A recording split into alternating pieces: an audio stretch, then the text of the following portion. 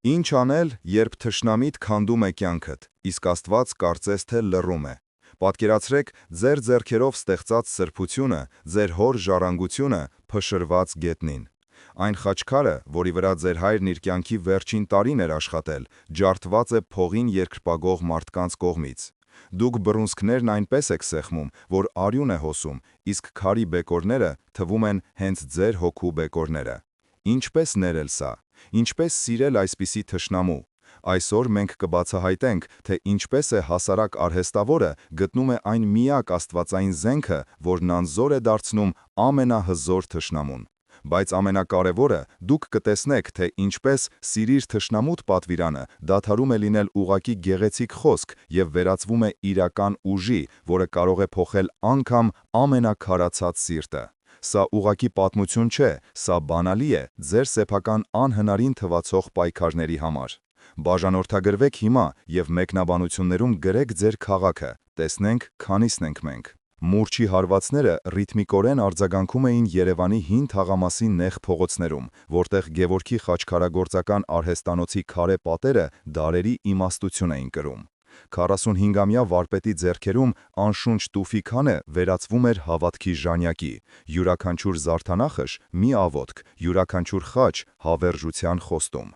Քարի սառը փոշին խառնվելով արևի շողերին ոսկեգույն մշուշ էր ստեղծում օդում, որտեղ լսվում էր միայն հատիչի երգը։ Գևորգի կողքին կանգնած էր նրա 18-ամյա աշակերտը՝ Սարգիսը, մի երիտասարդ, ում աչքերում վարպետի երազանքն էր վառվում։ Նա զգուշությամբ կրկնում էր ուսուցչի շարժումները, փորձելով քարից կորզել նույն ներդաշնակությունը։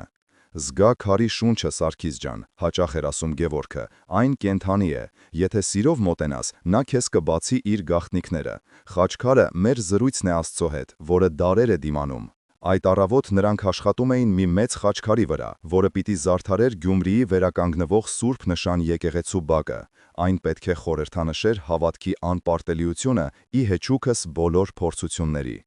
Արհեստանոցի հնամաշ փայտե դուռը ճռալով բացվեց, և ներս մտած տղամարդու ներկայությունը միանգամից խախտեց ստեղծագործական լռությունը։ Նրա թանկարժեք կոշիկների տրոփյունը խուլ հնչեց քարե հատակին, իսկ սուր օծանելիքի բույրը կտրուկ հակադրվեց քարի փոշու և ձիթալամպի բնական հոտին։ Դա Տիգրանն էր, քաղաքի ամենաազդեցիկ կառուցապատողներից մեկը, մի մարդ, ում սառը հայացքում փողի փայլն էր միայն արտացոլվում։ Նրա կողքին կանգնած էին երկու թիկնապահներ, որոնց քարե դեմքերը ոչ մի զգացմունք չէին արտահայտում։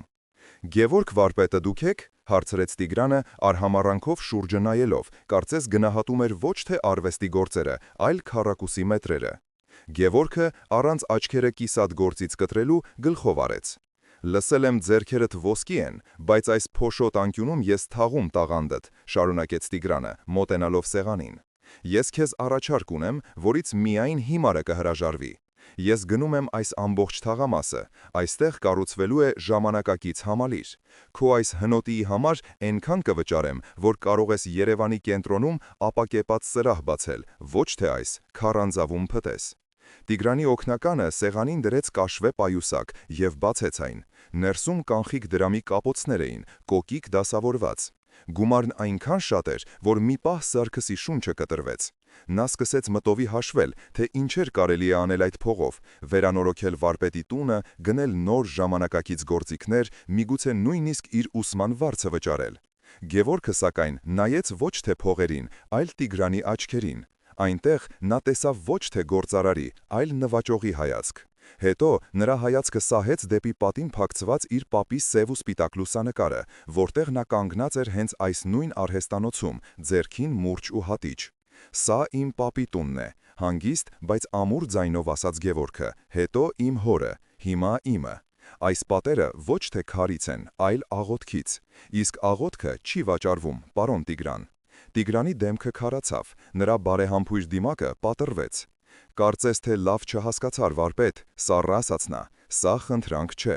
Կամ դու կվերցնես այս գումարը և կհեռանաս բարով, կամ միևնույն է, այստեղ համալիր կկառուցվի, բայց դու կմնաս փողոցում։ Ընտրությունը քոնն է՝ հարուստ ապրել, թե սկզբունքներով սոված մնալ»։ Տիգրանն ու իր մարդիկ հեռացան, դուռը շրխկացնելով, կարծես վերջակետ դնելով զրույցին։ Սարգիսը շփոթված նայում էր վարպետին։ «Վարպետ, բայց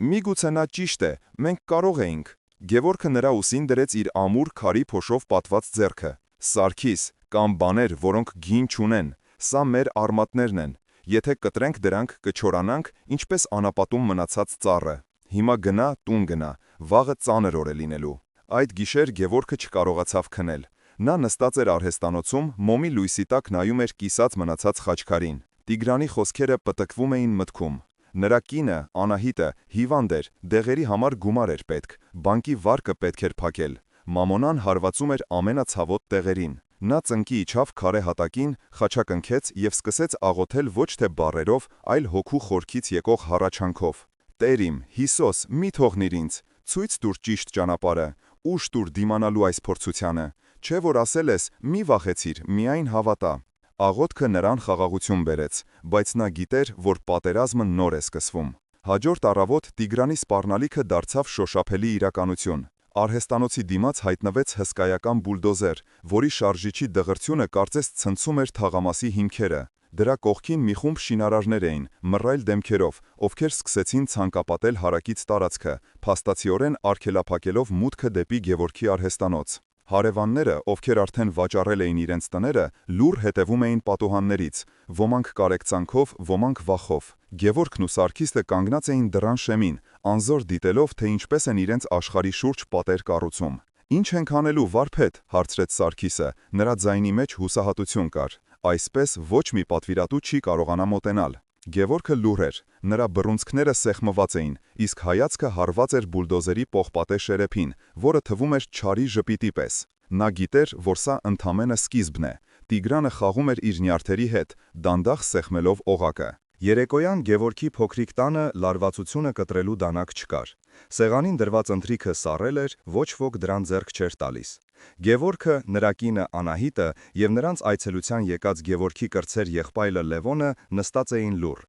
Լևոնը 22 տարեկան էր, տաքարյուն, իրավաբանական ֆակուլտետի ուսանող, ով աշխարհին նայում էր օրենքի եւ ուժի տեսանկյունից։ Նա չէր կարողանում հանդուրժել եղբոր պասիվությունը։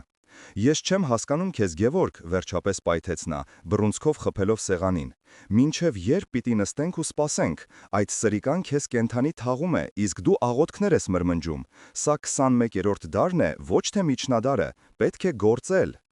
Անահիտը փորձեց հանգստացնել նրան։ «Լևոն ջան, խնդրում եմ, Գևորգն ամեն ինչ ճիշտ է անում, մենք պետք է հավատանք Աստծուն»։ «Հավատանք», կատաղեց Լևոնը։ «Մինչև մենք հավատանք, Տիգրանը կգա ու մեր տունն էլ գլխներիս կփլի։ Ես լուծում ունեմ, իմ ընկեղոջ հայրը ուժեղ փաստաբան է, կարող ենք հակընդդեմ հայց ներկայացնել, կգտնենք Տիգրանի անօրինական գործարքները, կբարձրացնենք աղմուկ մամուլում, պետք է կռվել նրա զենքով, կրակի դեմ կրակով»։ Գևորգը խորը շունչ քաշեց եւ վերցրեց սեղանի վրա դրված հին կաշվե կազմով ավետարանը, որը ժառանգություն էր մնացել իր պապից։ Նա բացեց Մատթեոսի ավետարանի 5-րդ գլուխը։ «Լևոն, լսիր, թե ինչ է ասում մեր Տերը, սա է մեր միակ զենքը»։ Նա սկսեց կարդալ հանգիստ, բայց հստակ ձայնով։ «Ես ձեզ ասում եմ, մի ընդդիմացեք չարին, այլ եթե մեկը քո աջ ծնոտին ապտակ տա, նրան մյուսն էլ դարձրու»։ Լևոնը ծաղրական քմծիծաղ տվեց։ «Դու լուրջ ես, այսինքն թողնենք, որ Տիգրանը մի հատ էլ ապտակ տա»։ Գևորգ, ուշքի արի, քո այս հնազանդությունը վախկոտություն է, ոչ թե հավատք։ «Դու չես հասկանում», փորձեց բացատրել Գևորգը։ «Սա վախկոտություն չէ, սա ուժ է։ Չարին չարով պատասխանելով մենք իջնում ենք նրա մակարդակին, խաղում ենք նրա կանոններով։ Իսկ Տերը մեզ առաջարկում է բարձրանալ դրանից վեր։ Երբ դու մյուս թուժդ ես դարձնում, դու ցույց ես տալիս, որ նրա չարությունը քեզ վրա իշխանություն չունի, դու կոտրում ես բռնության շղթան»։ Բանավեճը թեժանում էր, ընտանիքը բաժանվել էր երկու ճամբարի։ Լևոնը պնդում էր, որ պետք է պայքարել ռեալ մեթոդերինգ, իսկ Անահիտը պաշտպանում էր ամուսնու հոգևոր դիրքորոշումը։ Սառած ընթրիքի սեղանի շուրջ ոչ թե ընտանիք էր հավաքվել, այլ երկու հակամարտող աշխարհայացք։ Հաջորդ օրը կիրակի էր։ Ընտանիքը, չնայած ներքին լարվածությանը, միասին գնաց թաղամասի Սուրբ Սարգիս եկեղեցի։ Գևորգը հույս ուներ, որ Սուրբ Պատարագը եւ հոգևոր Հովվի խոսքը կմեղմեն Լևոնի սիրտը։ Նրանց հոգևոր հայրը, Տեր Հովանեսը, իմաստուն եւ հարգված քահանա էր, ում խոսքը միշտ կշիռ ուներ։ Այդ օրը նրա քարոզը լեռան քարոզի մասին էր, հենց այն հատվածի, որը նախորդ երեկո դարձել էր վեճի առարկա։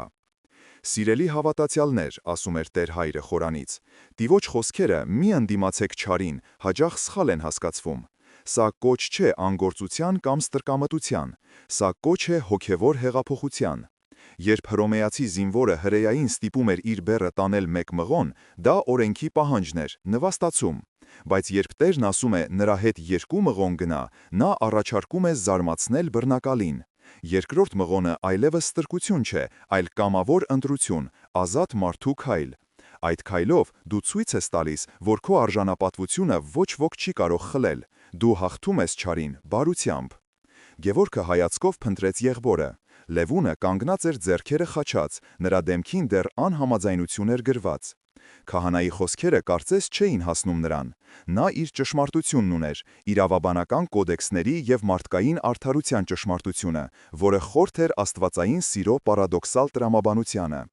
Պատարագից հետո Գևորգը մոտեցավ Տեր Հովհաննեսին։ Տեր Հայր, ես փորձում եմ, իսկապես փորձում եմ հետևել Տիրոջ խորհրդին, բայց իմ ընտանիքը, նրանք ինձ չեն հասկանում։ Ես զգում եմ, որ մենակ եմ մնացել այս պայքարում։ Տեր Հովհաննեսը բարի ժպտաց։ Քրիստոս էլ էր մենակ Գողգոթայի ճանապարհին որդիս, բայց նա գիտեր, որ Հայրը իր հետ է։ Քո հավատքը փորձվում է, մի վհատվիր, շարունակիր աղոթել, նաև Լևոնի համար։ Սերմը ցանված է, Աստված իր ժամանակին կաճեցնի այն։ Գևորգը հասկացավ, որ իր առջև դրված խաչը ավելի ծանր էր, քան կարծում էր։ Նա պետք է պայքարեր ոչ միայն արտաքին թշնամու, այլև իր հարազատների անհավատության դեմ։ Տեր Հովհաննեսի խոսքերը զարմացրու բռնակալին օրեր շարունակ հանգիստ չէին տալիս Գևորգին։ Նա հասկանում էր, որ իրավական կամ ֆիզիկական պայքարը դատապարտված է ձախողման։ Տիգրանի աշխարհում փողն ու ուժն էին թագավորում, իսկ Գևորգը զուրկ էր երկուսից էլ։ Միակ ճանապարհը հոգևորն էր, բայց ինչպես անել այդ աներևակայելի քայլը։ Ինչպես գնալ այն երկրորդ մղոնը, երբ առաջինն իսկ քեզ տանում է դեպի անդունդը։ Երկար մտորումներից և աղոթքներից հետո նրա սրտում մի որոշում հասունացավ։ Միամիտ, գուցեև հիմար թվացող, բայց միակը, որը բխում էր ավետարանի տրամաբանությունից։ Նա որոշեց Տիգրանին նվեր տանել։ Ոչ թե կաշառք, ոչ թե հաշտության նշան, այլ պարզապես նվեր, առանց որևէ ակնկալիքի։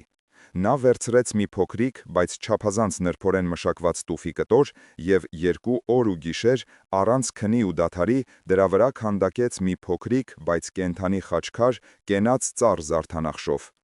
Այն այնքան գեղեցիկ էր, որ թվում էր ոչ թե մարդու ձեռքով է ստեղծվել, այլ բնությունից է ծնվել։ Ձեռքին խնամքով փաթաթված նվերը Գևորգը ուղևորվեց դեպի Տիգրանի գրասենյակ։ Նրա սիրտը բաբախում էր, իսկ ափերը քրտնել էին։ Նա իրեն զգում էր Դավթի պես, ով առանց զենք ու զրահի գնում էր Գողիաթի դեմ։ Տիգրանի փայլուն ապակեպատ գրասենյակը նման էր մեկ այլ աշխարհի, սառը, անհոգի և շքեղ։ Երկար սպասումներից հետո քարտուղարուհին թույլ տվեց նրան ներս մտնել։ Տիգրանը նստած էր իր հսկայական սեղանի մոտ հեռախոսով ինչ-որ մեկի վրա գոռալով։ Նա ձեռքի շարժումով ցույց տվեց, որ Գևորգը նստի։ Երկխոսակցությունն ավարտվեց, նա սառը հայացքով նայեց Գևորգին։ Դե, լսում եմ, եկել ես ընդունես իմ առաջարկը։ Գևորգը լուռ մոտեցավ սեղանին և զգուշությամբ բացեց փաթեթը։ Սա ձեզ համար է, կամաց ասաց նա։ Տիգրանը զարմացած վերցրեց փոքրիկ խաչքարը։ Մի պահ նրա դեմքին զարմանքի նշույլ երևաց։ Նա մատներով շոշափեց քարի նուրբ զարդանախշերը, զգաց դրա սառը, բայց կենդանի մակերեսը։ Գևորգի սրտում հույսի մի կայծ թրթռաց։ Գուցե հրաշք լինի։ Բայց հաջորդ պահին Տիգրանի դեմքը կրկին քարացավ։ Գեղեցիկ է, ասաց նա անտարբեր ձայնով, բայց ես քո քարերի կարիքը չունեմ։ Ես քո հողի կարիքն ունեմ։ Եվ նա, առանց վարանելու, խաչքարը նետեց սեղանի տակ դրված աղբամանի մեջ։ Քարի մետաղին դիպչելու չոր ձայնը որոտի պես հնչեց Գևորգի ականջներում։ Գևորգը դուրս եկավ գրասենյակից, կարծես հոգին մարմնից հանած լինեին։ Նվաստացումը, անզորությունն ու հիասթափությունը խեղդում էին նրան։ Նա քայլում էր փողոցով, չնկատելով ոչ մարդկանց, ոչ մեքենաներին։ Նրա միամիտ հավատքը փշրվել էր, ինչպես իր ձեռքով ստեղծած խաչքարը։ Ինչու, Տեր, մրմնջում էր նա, ես արեցի այն, ինչ դու պատվիրեցիր։ Ես մյուս թուշս դարձրի, իսկ նա ավելի ուժեղ հարվածեց։ Ես նրան բարությամբ պատասխանեցի, իսկ նա իմ բարությունը ոտնատակ արեց։ Միթե քո խոսքերը ուժ չունեն այս աշխարհում։ Նա զգում էր, որ իր հավատքը ճաքեր է տալիս։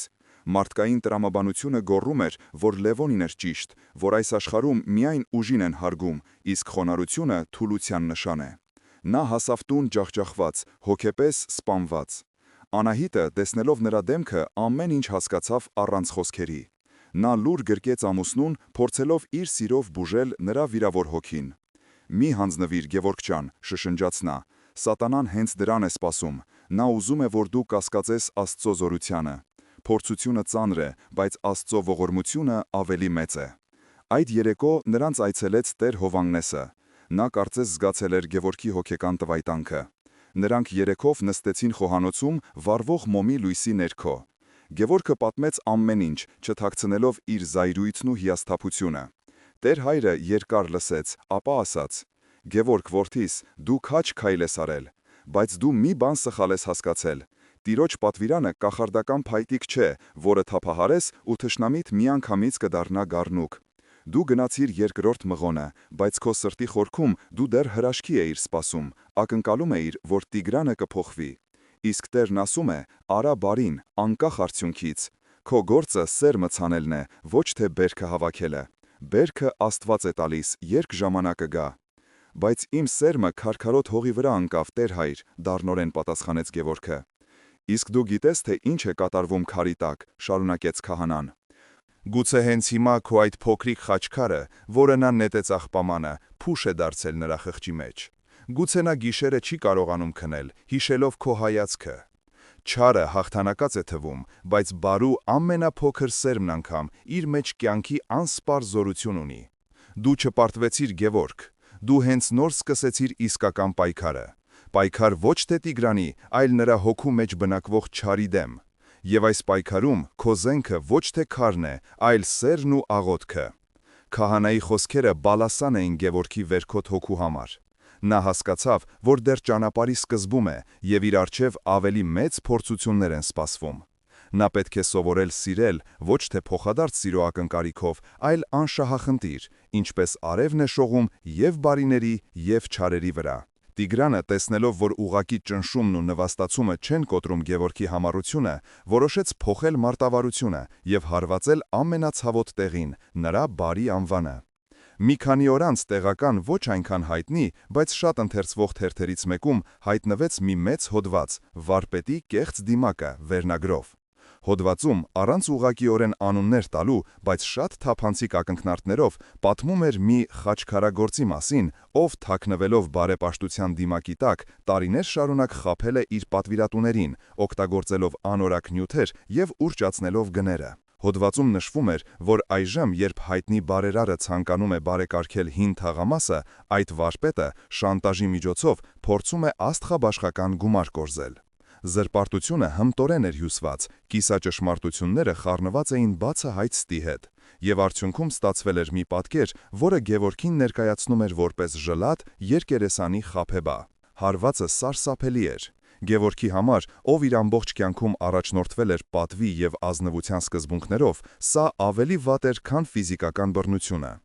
Լուրը կայծակի արագությամբ տարածվեց փոքրիկ թաղամասում։ Մարդիկ, ովքեր երեկ նրան հարգանքով էին ողջունում, այսօր կամ խուսափում էին նրա հայացքից, կամ նայում էին կասկածանքով։ Ամենադաժան տեսարանը տեղի ունեցավ շուկայում։ Գևորգի մայրը, տիկին Վարդուհին, մի պարզ, բարի կին,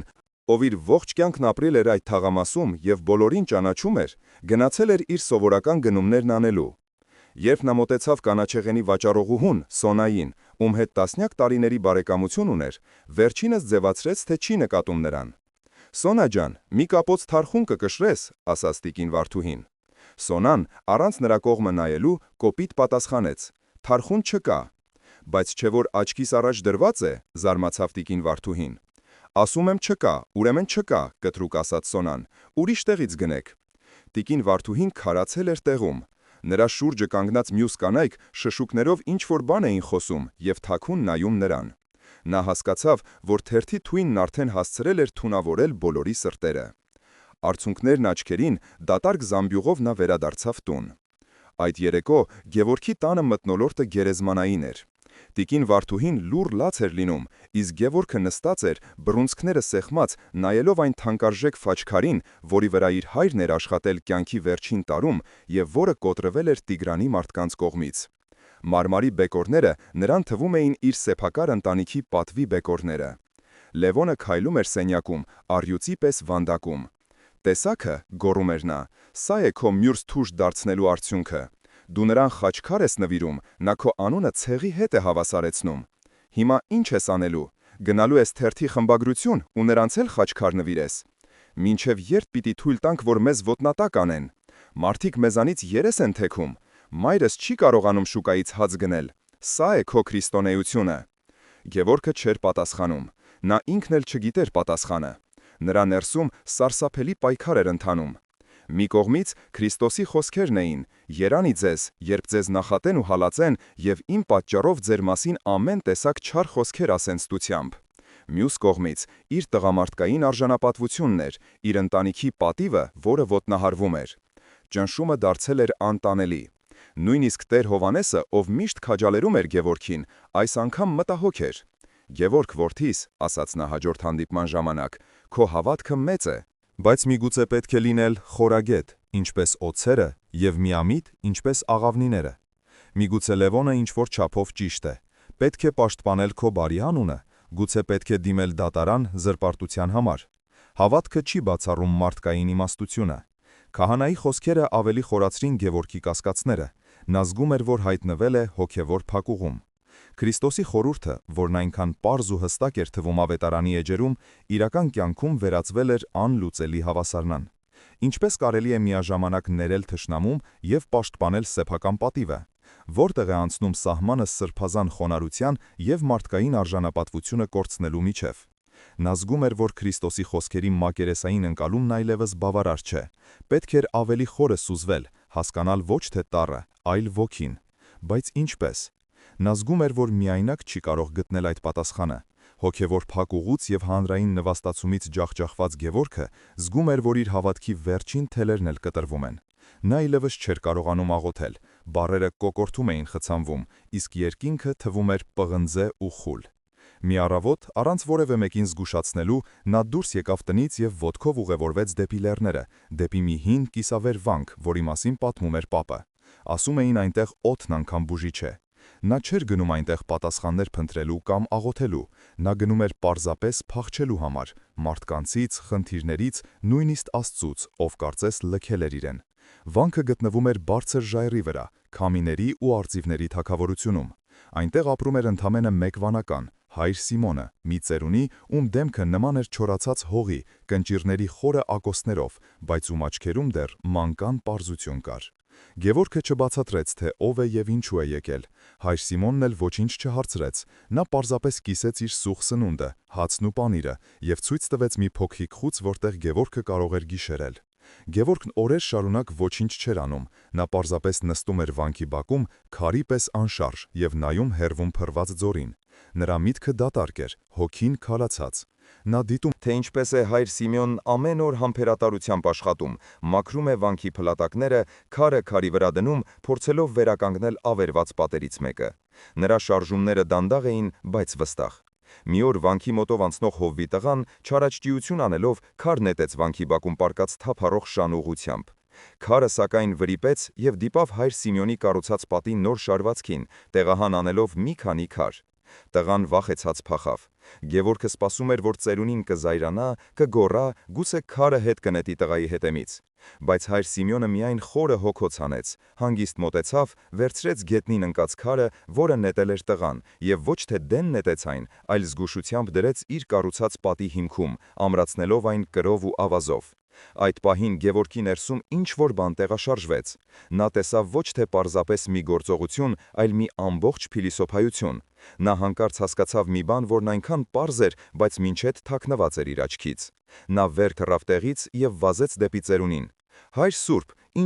ինչու դուք այդ քարը դեն չնետեցիք, այդ քարը չարության քար էր, այն եկել էր քանդելու»։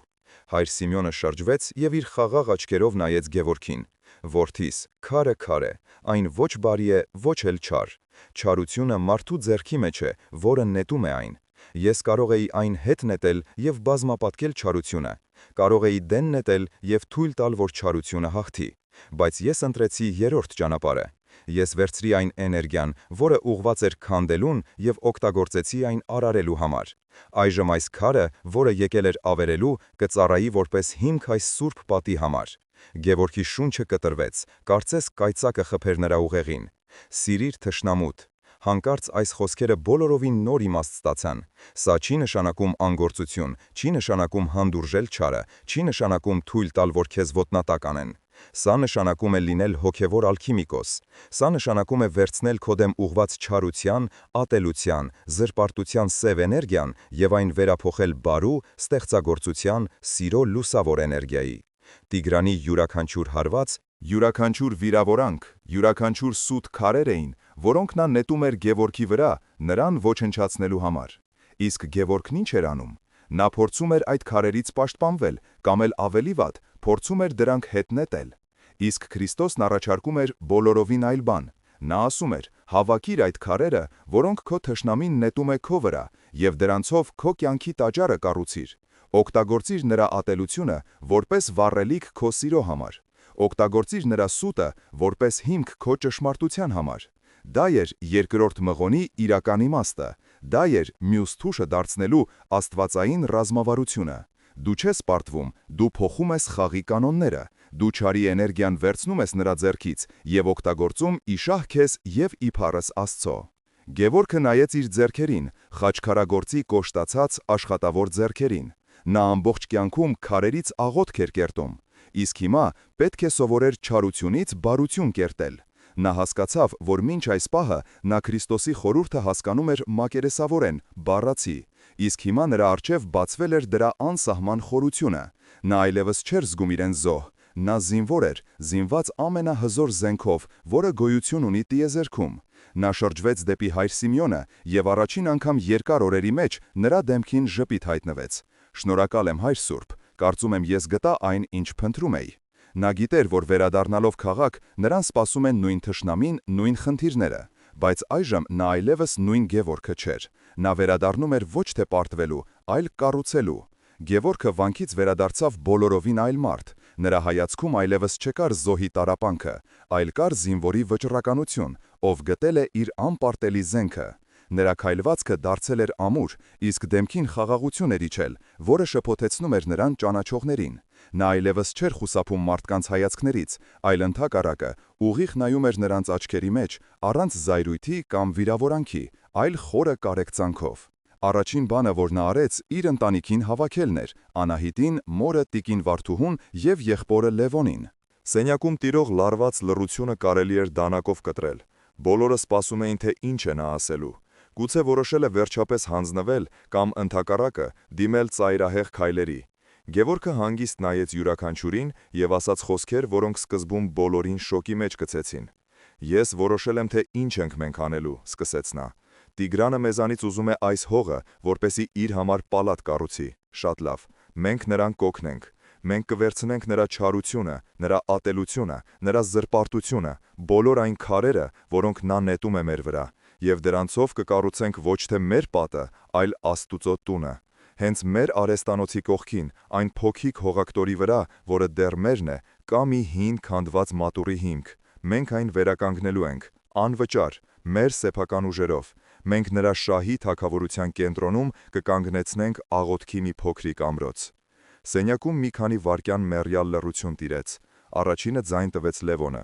Դու խելագարվել ես, կակազեց նա։ Սա արդեն նույնիսկ հնազանդություն չէ, սա ինքնասպանություն է։ Դու ուզում ես նրա քթի տակ եկեղեցի կառուցել։ Նա մեզ հողին կհավասարեցնի։ Սա նրան ավելի կբորբոքի, սա յուղ լցնել է կրակի վրա։ Տիտին Վարդուհին լուռ խաչակնքում էր, վախեցած նայելով որդուն։ Նա չէր հասկանում, սա աստվածային հայտնությունն է, թե տառապանքից խելքը թռցրած մարդու զառանցանք։ Բայց հետո խոսեց Անահիտը։ Նա ամբողջ ընթացքում լուռ նայում էր ամուսնու աչքերին։ Նա տեսնում էր այնտեղ ոչ թե խելագարություն, այլ մի լույս, որը վաղուց չէր տեսել։ Նա տեսնում էր հավատքի ուժը, որը կարող է լեռներ շարժել։ Նա մոտեցավ Գևորգին, վերցրեց նրա ձեռքը և ամուր սեղմեց։ «Ես քեզ հետ եմ», հանգիստ, բայց վստահ ասաց նա։ «Եթե Աստված մեզ հետ է, ով կարող է մեզ դեմ լինել»։ Անահիտի այս խոսքերը շրջադարձային եղան։ Նրա հավատքը դարձավ այն կամուրջը, որը միացրեց Գևորգի տեսիլքը իրականությանը։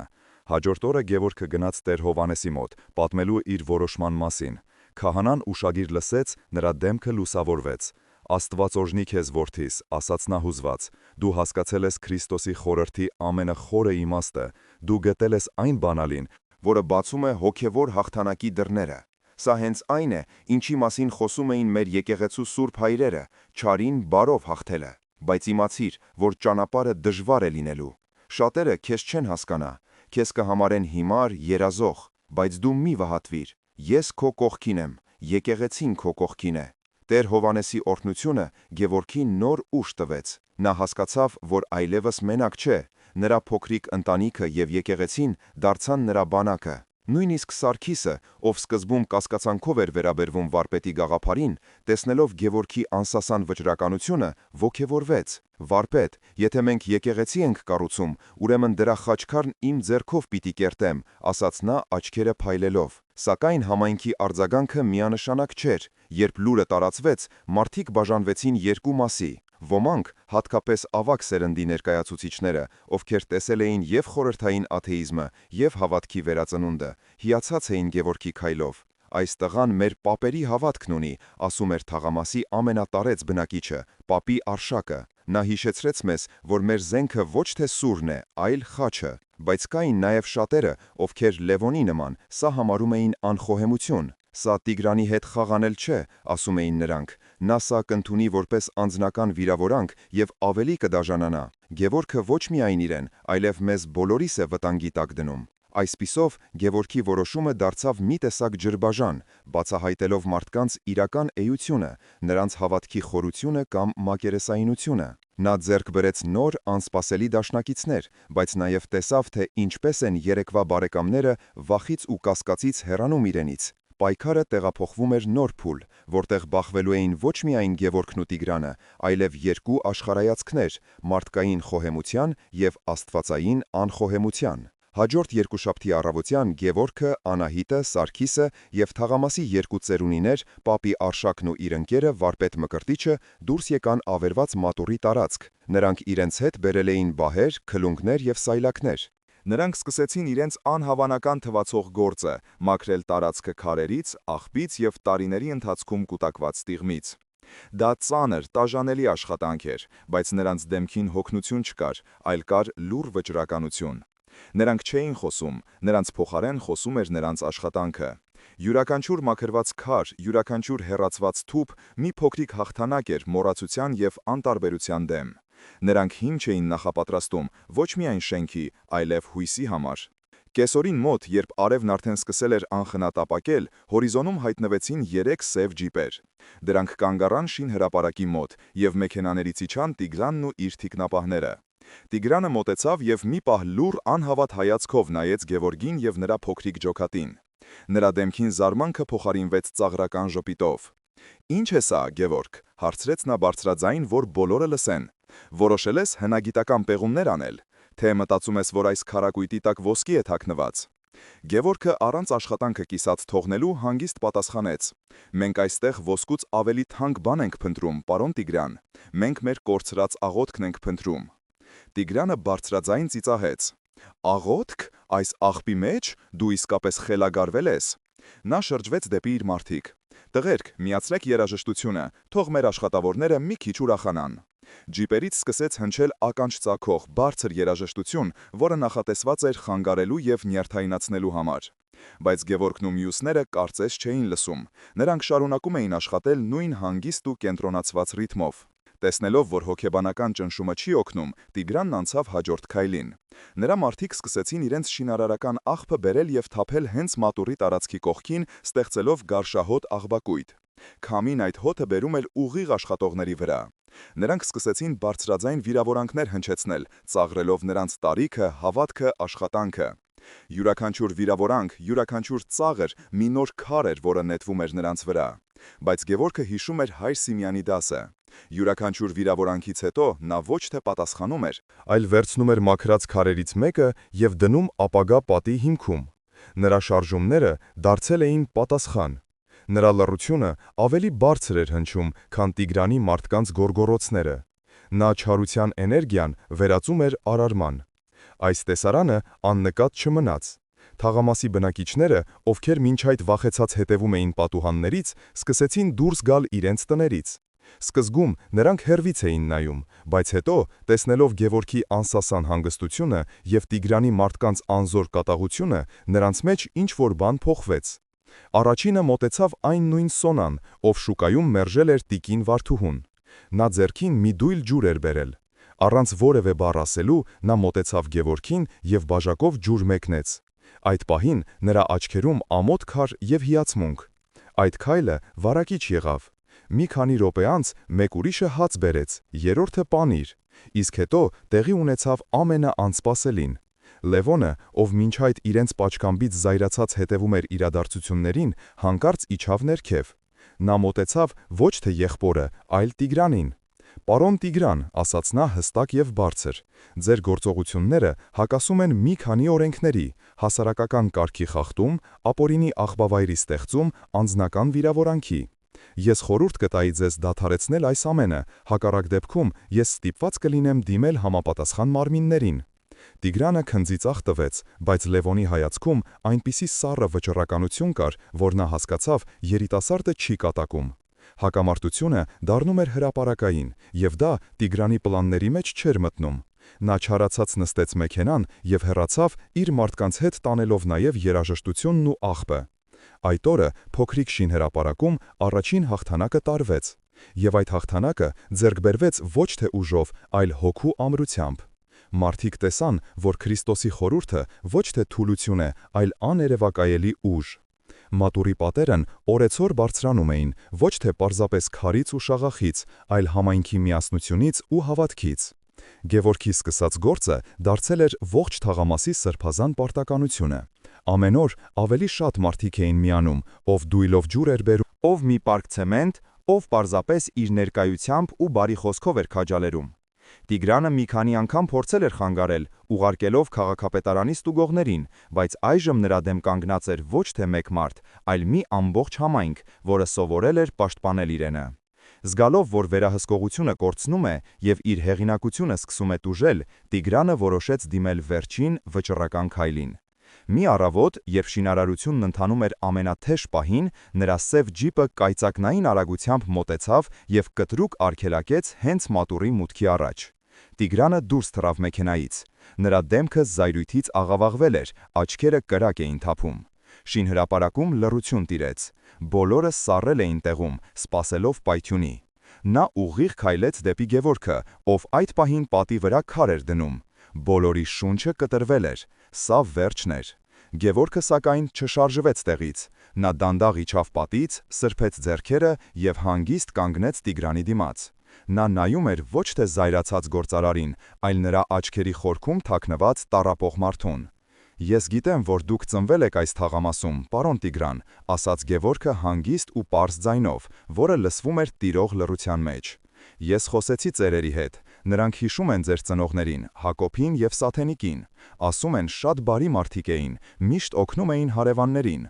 Գևորգը ձեռքը մեկնեց և վերցրեց մի փոքրիկ գեղեցիկ մշակված քար։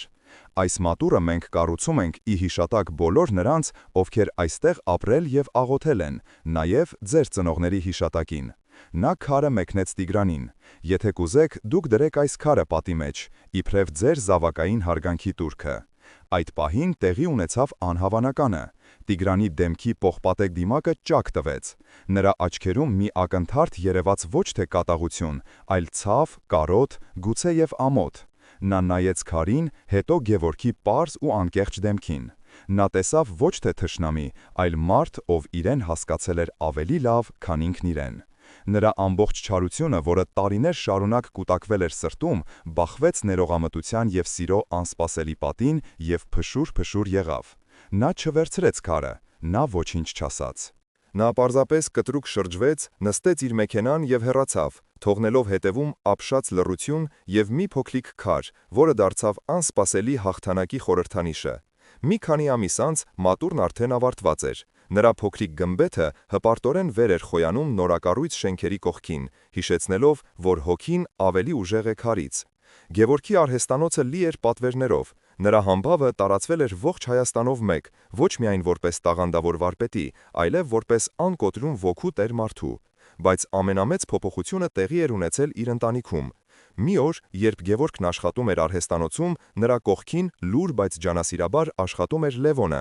Նա իրավաբանականն ավարտելուց հետո չէր գնացել փայլուն գրասենյակ, այլ եկել էր եղբոր մոտ սովորելու քարի հետ խոսելու արվեստը։ Նրանց միջև խոսքեր պետք չէին։ Մուրճի ու հատիչի յուրաքանչյուր համահունչ հարվածի մեջ կար և ներողություն, և հարգանք, և ընտանեկան սիրո վերագտնված ուժը։ Տիգրանն այլևս չհայտնվեց, բայց մի օր, երբ Տեր Հովհաննեսը մատուռում պատարագ էր մատուցում, նա նկատեց, որ հետևի շարքերում մի մարդ է կանգնած, գլուխը կախ, ով աննկատ մոմ վառեց և նույնքան աննկատ հեռացավ։ Քաղանան ճանաչեց նրան, բայց ոչինչ չասաց։ Նա գիտեր, որ բարու սերմը, նույնիսկ քարքարոտ հողում ընկնելով, մի օր կարող է ծլարձակել։ Սիրելի եղբայրներ և քույրեր, այս պատմությունը մեզ սովորեցնում է մի պարզ, բայց հզոր ճշմարտություն։ Քրիստոսի խորհուրդը՝ սիրեցեք ձեր թշնամիներին, թուլության կոչ չէ, այլ աստվածային ռազմավարություն։ Այն մեզ սովորեցնում է չարիք հանդիչ ուժը վերածել բարու արարիչ զորության։ Այն ցույց է տալիս, որ ամենամեծ հաղթանակները տարվում են ոչ թե բռունցքով, այլ բաց սրտով։ Յուրաքանչյուրս մեր կյանքում ունենք մեր Տիգրաններին, մեր փորձությունները, մեր անարդարությունները։ Հարցն այն է, թե ինչ ենք մենք անում այն քարերի հետ, որոնք կյանքը նետում է մեր վրա։ Կիսվեք մեկնաբանություններում, թե դուք ինչպես կկիրառեիք Հիսուսի այս խորհուրդը ձեր սեփական կյանքում։ Ինչպես կարող ենք մենք միասին սովորել վերցնել մեր դեմ ուղղված չարությունը և դրանով կառուցել մեր հոգու տաճարները։ Թող Աստծո խաղաղությունը լինի բոլորիս հետ։ Ամեն։